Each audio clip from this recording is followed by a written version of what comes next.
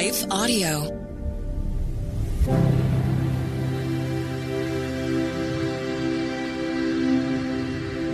Hello. Thank you for listening to Your Daily Bible Verse, the podcast that examines one verse each day to learn more about God and His will for our lives. I'm your host, Kyle Norman. After a brief message from one of our sponsors, we will continue with our series, Moses, From Fearful to Faithful, with discussion of today's verse.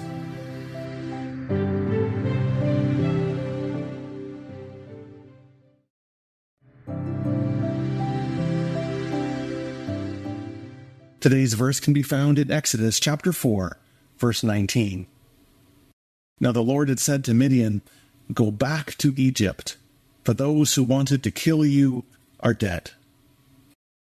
When my brother and I were young, we used to steal candy bars from the local 7-Eleven. Now, as I was the younger one, my brother felt that I couldn't be trusted with the serious work of pocketing our bounty.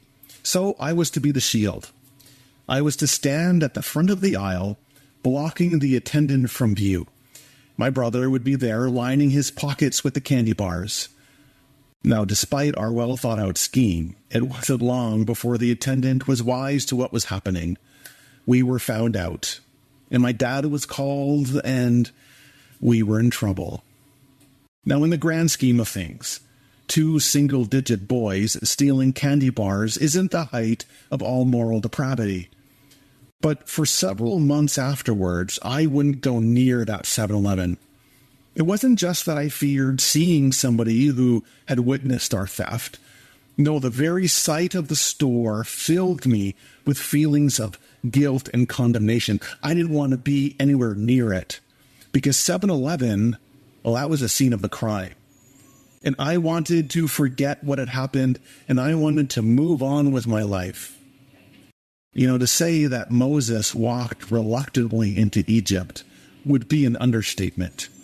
Last week, Jennifer reminded us that Moses didn't want to go, and that he objected to his calling with everything he had.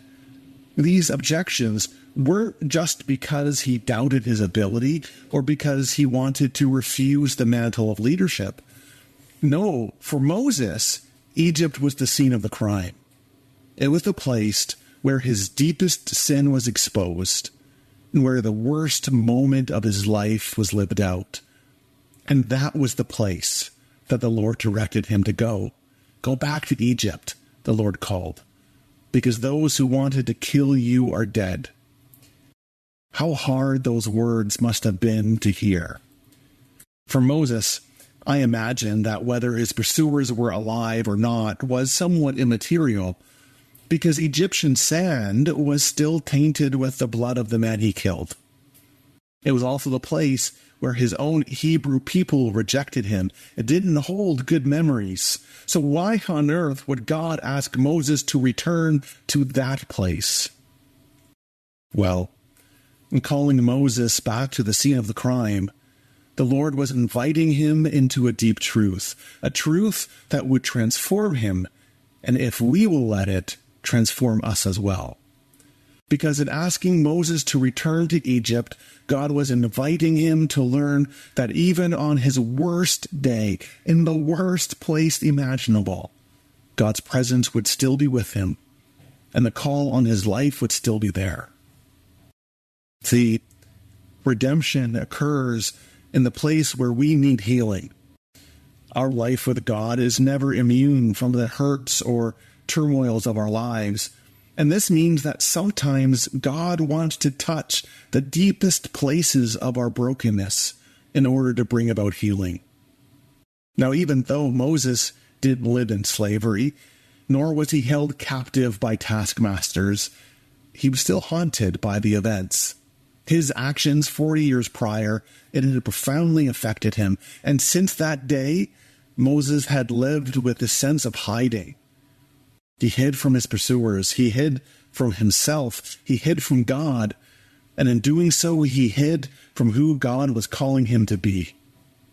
And so God calls Moses back to the scene of the crime to begin a new story.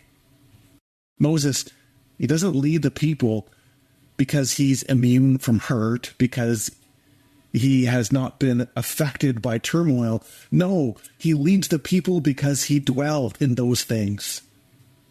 In his book, The Wounded Healer, Henry Nouwen writes, "A deep understanding of our own pain makes it possible for us to convert our weakness into strength and to offer our own experiences as a source of healing to those who are often lost in darkness." In calling Moses to return to the place of his hurt, God was readying Moses to experience the fullest of liberation and to extend that to others. All of us bear a certain amount of wounding in our lives, whether it be emotional, physical, or spiritual. Like Moses, we all have those days where we consider our worst days. We all have memories that we would like to forget. What if we allow those places to tell the story of our redemption and our recreation? What if we were honest about our hurts? And what if being honest about our hurts and our struggles, what if that provided the space for God to shine the brightest of lights through us? Because grace bursts forth from our wombs, just as new life bursts forth from the Exodus. God calls you to be who you are, and that includes those places that you would rather hide. But God's unconditional love transforms those dark places of life, those hidden corners and unfavorable memories, into places of new life. And when we meet the Lord there, we will find redemption rather than rejection, blessing rather than banishment. And more importantly, we will find that our life becomes the very place where God's glory is revealed to others.